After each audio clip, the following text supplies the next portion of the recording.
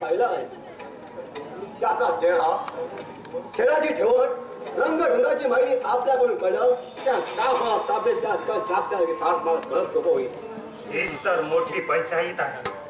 तो काफर मरगट्टा शिवाजी बहुरुपयाप्रमाणे वेश पलटून शत्रूला छापा घालतो आणि बिजलीगत कुठल्या कुठे गडप होतो याचा मागमोस देखील राहत नाही.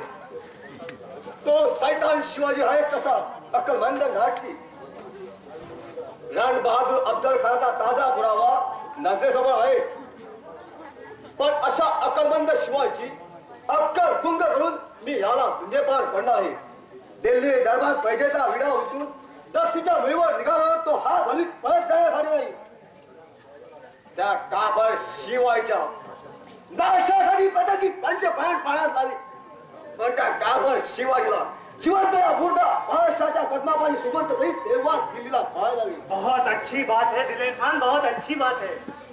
पण विचारांती असे वाटते की आपण त्या सैतानाला उघड सामना देण्याच्या हिरेला न भेटता त्याच्या सैन्यातील एखाद्या मनसबदाराला जहागिरीची लालूच दाखवून वश करून घ्यावा.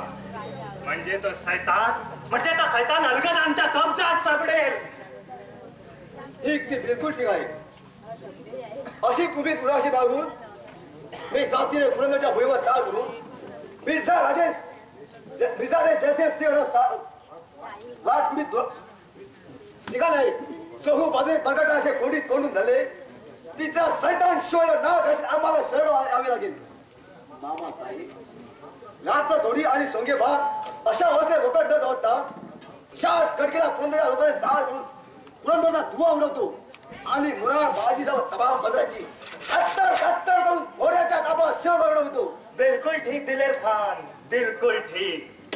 मीही दोहो बाजूंनी मराठ्यांच्या मुलुखात हैदोस झालो.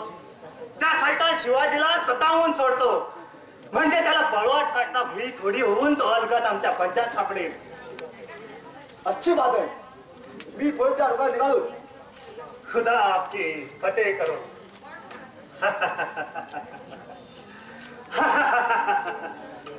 सैतान शिवाजी याद राख, तू जरी स्वतःला अजिंक्य छत्रपती म्हणून मिळत असलास तरी एक ना एक दिवस असा उजाडेल की आमची जीत आणि तुझी हार